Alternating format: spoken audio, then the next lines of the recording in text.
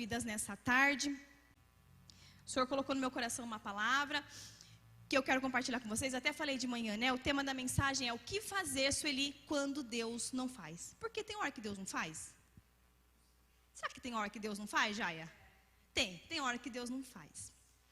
E eu quero que você entenda, você que está aqui comigo nessa tarde, que a vida com Deus, gente, principalmente você, que for aqui minha ovelhinha da tarde da benção. Às vezes você vai, deixa eu ir lá, 2h30 da tarde, buscar uma benção. Aqui é o lugar que realmente, né, Will, você vem buscar a benção. Mas a gente precisa entender que vida com Deus não é você chegar na igreja, não é como você chegar diante de um balcão de achados e perdidos. Sabe quando você vai num lugar, lá num parque, num supermercado, num shopping, e aí você perde a carteira, perde o guarda-chuva. Guarda-chuva não é negócio de perder, né, gente? Perde o guarda-chuva, e perde o documento, e perde não sei o quê. Daqui a pouco, quando você chega em casa, você lembra que você perdeu aquele negócio, o que você faz? Vou lá, tem o setor de achados e perdidos. Aí você chega lá no balcão e fala assim, ô moça, ô moço, eu perdi meu documento, Elô, eu perdi minha carteira, não tá aí? Aí a pessoa vai lá, procura. Como que é seu nome? É Maria da Silva. Maria da Silva, tá aqui, ó. Esse aqui? É. Obrigado. Mas vir na igreja, você precisa entender que não é, bandeira, como ir num balcão de achados e perdidos. Talvez o que te trouxe aqui nessa tarde foi algo que você precisa que Deus restitua na sua vida. Talvez o fator motivador de te trazer aqui foi realmente algo que você perdeu e você quer de volta. Mas vir na igreja, Lu, não é chegar num balcão de achados e perdidos, onde você fala assim, oi Deus, tudo bem? Então é o seguinte, sabe que eu estou aqui? Eu perdi meu casamento, o senhor pode me dar de volta? Ô Deus, eu perdi o meu emprego, tem como o senhor dar de volta? E Deus vai dar de volta. Mas Ele não vai trabalhar como as pessoas lá do balcão de achados e perdidos, que vai lá, pega, devolve para você, você pega e segue sua vida. Não. Vir na igreja é você vir, porque talvez você perdeu algo, você quer que Deus restitua algo, você quer uma bênção, mas o que vai fazer Deus devolver para você, ou entregar algo melhor, é a sua perseverança aqui. Por que eu estou falando isso? Porque uma moça, esses dias atrás, começou a frequentar a nossa igreja, uma amiga dela está aqui já há algum tempo, trouxe ela, e ela veio aqui, porque o marido dela foi embora de casa, Sueli. Ela falou assim, tá bom, vou lá na igreja com você para pedir para Deus trazer meu marido de volta. E ela veio, sabe quantos cultos? Olha, Will, estava pior ainda se fosse, mas ela veio 3. Um domingo, uma quarta e um culto de mulheres. E aí ela veio 3 cultos e sumiu. E a amiga dela foi lá e falou assim, fulana, vamos para a igreja hoje? Não vem falar mais de negócio de igreja para mim. Sabe por quê? Porque eu fui lá para Deus restituir meu casamento e Ele não trouxe meu marido de volta. 3 cultos. Mal sabe que nós faz 20 anos que nós pedimos umas coisas para Deus, né? E não deu ainda, não é verdade? 3 cultos, Eli. E ela falou assim, não vou mais na igreja porque eu fui lá e Deus não deu meu marido de volta. O que ela pensava? Que aqui é um lugar do quê? Achados e perdidos. Vou lá no balcão, converso com o moço Deus e Ele devolve meu casamento e eu vou embora seguir minha vida. Não. Igreja não é isso. Igreja é um lugar que, como eu disse, talvez o que te trouxe aqui hoje, ou o que te trouxe aqui quando você veio para Jesus, foi o fato de você querer que Deus te devolvesse algo ou te entregasse algo. Mas o que fez você permanecer aqui não pode ser isso. Porque se for, muitas vezes, Deus não vai te entregar. Se for para perder você, se for para você perder a salvação da sua alma, Ele não vai entregar.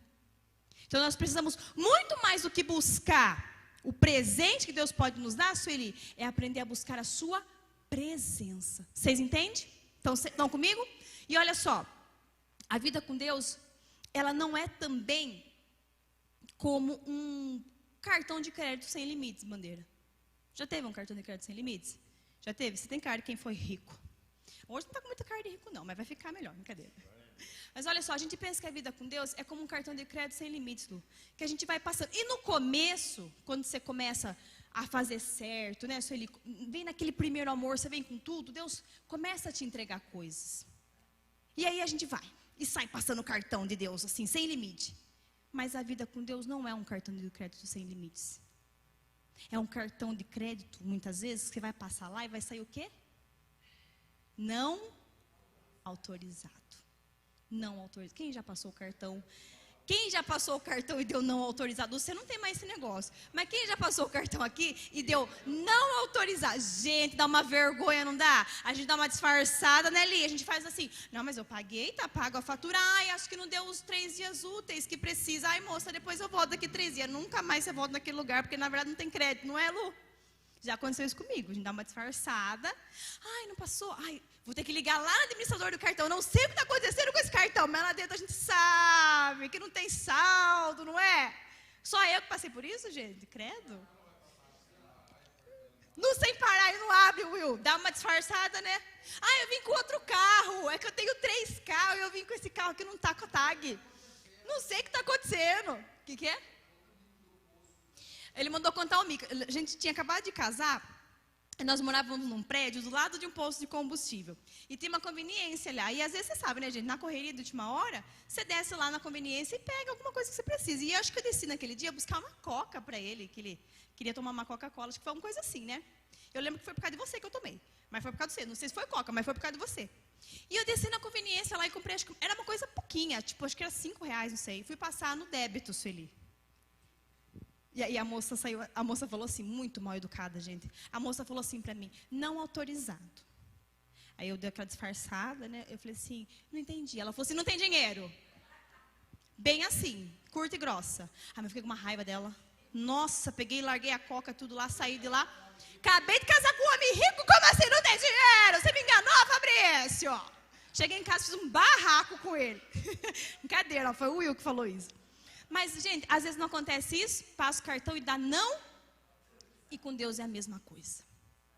Com Deus, às vezes, a gente vai passar lá o cartão, Cleusa, e vai sair não autorizado. E aí eu pergunto para vocês, o que fazer? Quando você pede algo e a resposta é não. O que fazer? O que eu quero falar com vocês nessa tarde. E se você estiver anotando, porque eu acredito que você não anota só de quarta-feira, porque o pastor está aqui, você vai anotar de quinta também. Eu quero que você coloque aí hoje a mensagem. O que fazer quando Deus não faz? Porque você precisa entender que haverão momentos que Deus não vai fazer aquilo que a gente quer que Ele faça. E essa pregação, já estou pregando, viu, gente? Essa pregação, sabe quando ela nasceu? Como ela nasceu? Escuta ali. Como é o nome da sua amiga mesmo? A Duda. Como que nasceu essa pregação? Um dia, uma moça me chamou no WhatsApp. E ela é uma moça de Deus, firme aqui na igreja, com Deus, vida com Deus, certinha, dizimista, ofertante, entra em todos os votos, está na maioria dos cultos e tal. E eu sabia que tinha uma área da vida dessa moça que ela não se acertava. E aí um dia ela me chamou no WhatsApp, ela falou assim, Kika, eu preciso marcar uma conversa com você. Mas eu já quero adiantar o assunto já. E ela adiantou. E o assunto era um questionamento, Sueli. Ela queria entender por que ela fazia tudo certo. Por que ela era fiel a Deus? Por que ela entrava em todos os votos? Por que ela estava em todas as campanhas, em todos os cultos? E Deus não atendia aquele pedido dela. E Deus não destravava aquela área da vida dela. E eu falei, eita, que ela pegou eu agora. Eu também gostaria de sabê-lo. Por que essa moça faz tudo certo? E aí eu fui orar. Antes de marcar o atendimento pessoal com ela, tinha marcado, mas antes de chegar o dia, eu fui orar. E eu falei, Deus, o que eu vou falar para essa moça? Porque realmente, ela é uma moça de Deus, ela faz tudo certo, faz anos que ela está na sua casa. O que é, Deus? E aí Deus me deu a resposta. E é sobre isso que eu quero falar com vocês nessa tarde. Se existe uma área na sua vida que Deus ainda não fez, que Deus ainda não liberou a bênção, existem 3 motivos que pode ser o que está atrapalhando ou impedindo a sua bênção de chegar. Então, o primeiro motivo que você precisa entender, que atrapalha ou que impede de Deus fazer a bênção chegar na sua vida. Primeiro motivo que impede de você ser abençoado. O pastor até falou ontem sobre isso. É decisões precipitadas. Decisões precipitadas. Você lembra que o pastor falou ontem de Esaú? Ou se você não estava aqui ontem, lembra do Esaú? Ele tinha a bênção, Cleusa, da primogenitura, sim ou não? Mas uma decisão precipitada, por querer comer, porque estava com fome, ele deixou de lado a maior bênção. Sim ou não? Então, repita assim comigo. Decisão precipitada é igual escolha errada. E você pode ter certeza disso.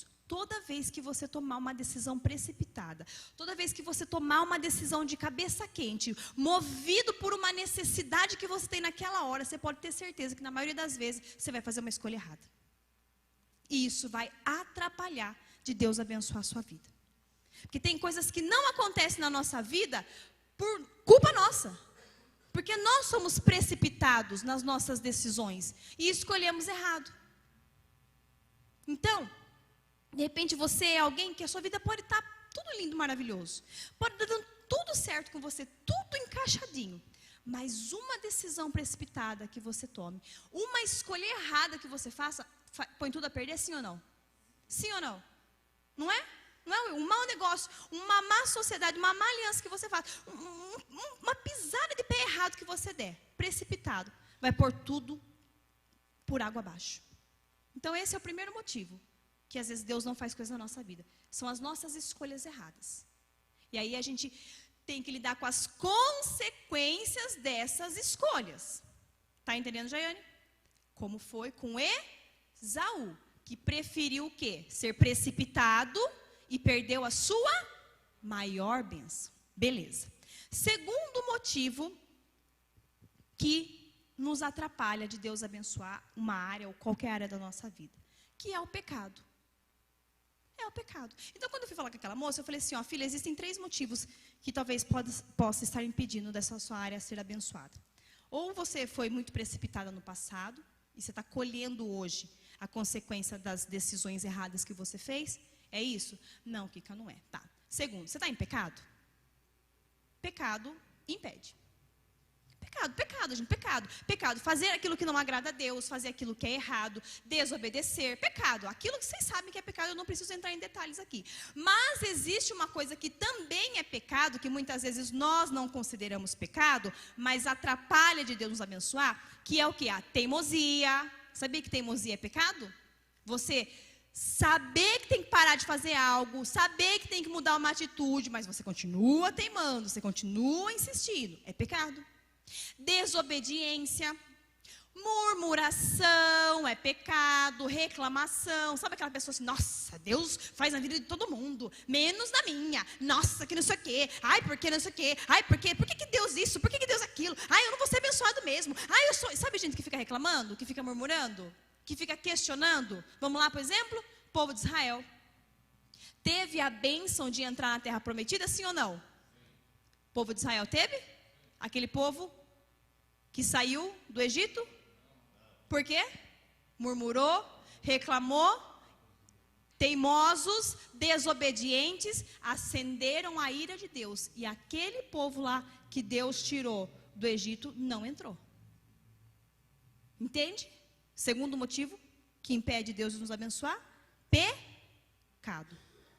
Mas tem o terceiro motivo, e é sobre ele que nós vamos agora nos aprofundar, que foi o que eu falei para aquela moça. Então, filha, vamos lá. Você está aqui na igreja, você está fazendo tudo certo, você obedece a Deus, você é dizimista, você é ofertante, você faz todos os votos, todas as campanhas, e ainda assim essa área da sua vida não destravou? Não, Kika. Vamos lá então. É consequência de decisão precipitada? Não, não é. É pecado? Está tudo certinho na sua vida? Tem pecado? Não, Kika, não tem. Procura fazer tudo que é certo. Tem os pecados do dia a dia, aqueles pecados que a gente comete, de às vezes coisas que a gente nem quer cometer, mas somos seres humanos, né, Lu? Tá. E aí ela se encaixou no terceiro. Eu quero que você abra a sua Bíblia em Jeremias, capítulo 29, e o versículo 11. Jeremias 29, 11.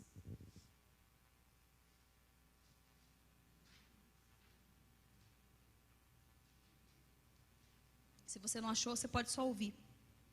Que está escrito assim, é um versículo muito conhecido. Porque eu sei os planos que tenho para vocês, diz o Senhor.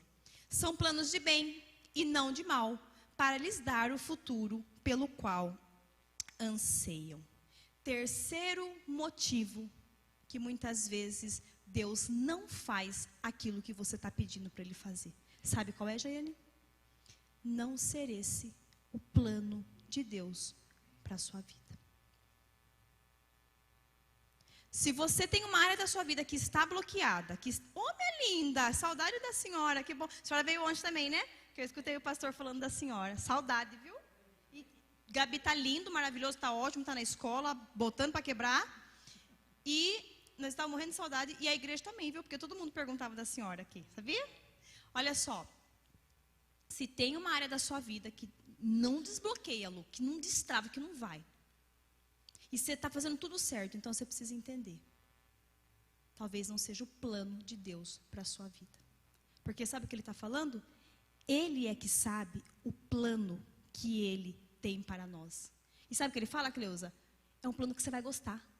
É um plano que você vai se alegrar. Se você está achando que isso que você quer que ele faça vai te deixar feliz e ele não está fazendo, então saiba, o que ele quer fazer vai te deixar muito mais feliz. Eu quero dar 3 exemplos para vocês dentro disso que eu vou falar agora. Olha só. A Bíblia diz que Davi cometeu adultério. E aí, quando ele pede lá, né, para vir a esposa de Urias, né? Manda matar ele lá, se deita com ela e ela engravida. Estão lembrados dessa história? O que acontece com o filho, com esse filho? Ele adoece e morre. Só que quando ele está doente, sabe o que Davi vai fazer? Davi vai orar, vai jejuar e vai se humilhar na presença de Deus. E ele clama a Deus, Sueli, para que Deus cure aquela criança. Esse era o plano de Davi, que Deus curasse aquela criança e ela vivesse. Só que sabe o que aconteceu? Deus curou? Deus cumpriu o desejo de Davi? Não. A criança morreu. A criança morreu. E aí quando a criança morreu, os empregados da casa, se fosse nos dias de hoje, eles falaram assim, deu ruim, morreu. E agora? Como que nós vamos lá contar para ele isso daí? Porque se quando a criança estava doente, ele estava ali no pó, acabado, imagina agora, você vai falar para ele que a criança morreu, o que vai ser desse cara?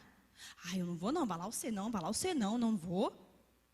E aí Davi viu um burburinho, um cochichinho, a cara dos empregados dele, já deduziu tudo. Ele falou, morreu, né? Eles falaram, morreu. Mas sabe o que Davi fez? Levantou, tomou banho, foi comer e foi viver. Como assim?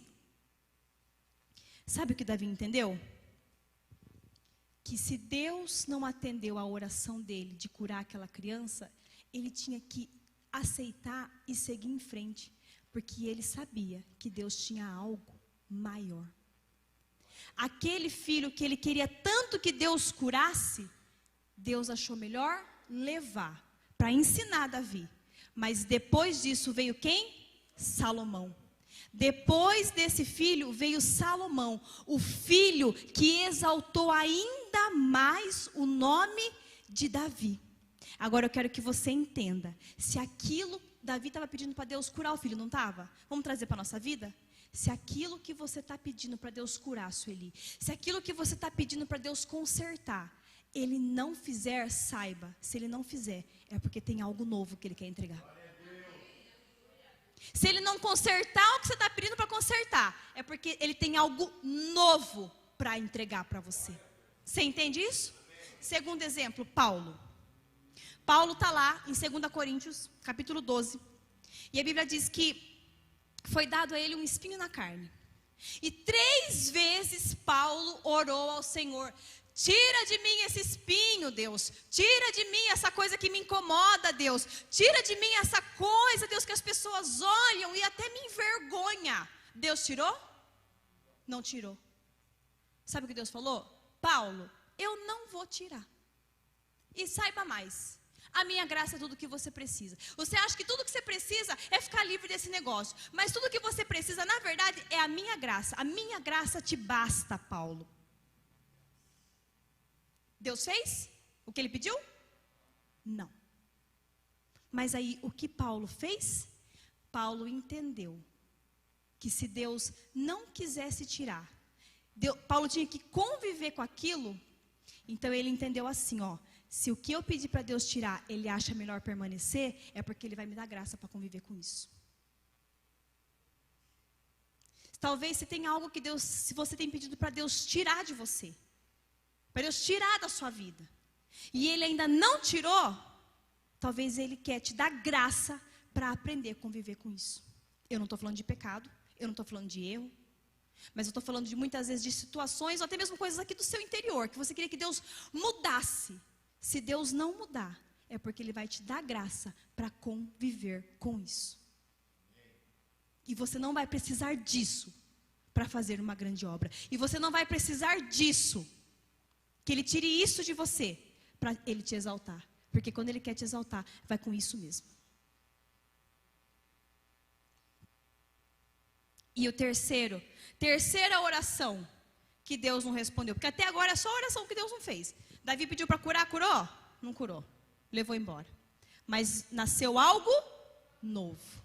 Paulo pediu para remover o espinho. Removeu? Não. Permaneceu. Mas ele deu força para conviver com isso. Terceira oração que Deus não respondeu. Sabe de quem? Sabe de quem Deus não respondeu uma oração? Do Senhor Jesus. Meu aluno preferido vai ser você, Will, da minha tarde. Do Senhor Jesus. Quando Jesus está lá, minutos antes de ser entregue para a sua crucificação, Ele se retira para orar lá no Getsêmani. O que Jesus fala? Pai, se possível, passa de mim esse cálice. Passou o cálice? Deus livrou ele da dor de morrer crucificado? Não, não passou. Ele foi para a cruz. Respondeu a oração? Não. Mas sabe o que Jesus nos deixou de ensinamento? Se meu Pai não me impediu de passar pela dor da humilhação, é porque eu vou viver a glória da exaltação. Você não entendeu? Você não entendeu? Jesus falou assim: Pai, se possível, passa de mim esse cálice que é muito amargo para eu poder provar dele. Mas contudo que seja feita a tua vontade. Ao mesmo tempo que Jesus vai, Jesus volta. Jesus fala assim: se der para não ir, prefiro. Mas contudo que seja feita a tua vontade. E aí Deus falou assim: então vai, é minha vontade mesmo que você vai fazer. Vai para a cruz. Deus livrou ele de passar a dor da humilhação? Livrou? Não. Jesus sabia o que ele estava prestes, ele ia enfrentar. Muito mais do que a dor de ser pregado na cruz, era a dor, Lu, de caminhar ali como chama? Na Vila Crucis? Na Via Dolorosa. Imagina, gente, nu, carregando uma cruz, no meio de uma multidão. Era humilhante, sim ou não? Era uma dor de humilhação, sim ou não? Deus evitou isso na vida de Jesus? Não. Talvez você entrou aqui nessa tarde e você está sofrendo humilhações. Talvez Deus não livrou você, Sueli, da dor da humilhação. Porque o que você está vivendo, talvez hoje, está te deixando envergonhado. Está deixando você triste. Está fazendo as pessoas olharem para você e até mesmo tirar sarro de você. Mas quando Deus não impede a dor da humilhação, é porque Ele sabe que a glória da exaltação vai ser muito maior na sua vida. Assim como foi com Jesus. Você não precisa abrir, mas mas Filipenses capítulo 2, versículo 8 diz assim, ó: humilhou-se, está falando de Jesus, humilhou-se e foi obediente até a morte, e morte de cruz. Por isso Deus o elevou ao lugar de mais alta honra. Deus não impediu Jesus de sofrer a humilhação, mas depois da humilhação, Deus o elevou ao lugar de mais alta honra. Se talvez aquilo que você está pedindo para Deus fazer na sua vida, Ele não fez, e você está se sentindo envergonhado, e você está se sentindo humilhado, saiba que Ele só permite a dor da humilhação, quando Ele já tem um plano de exaltação muito maior para a sua vida.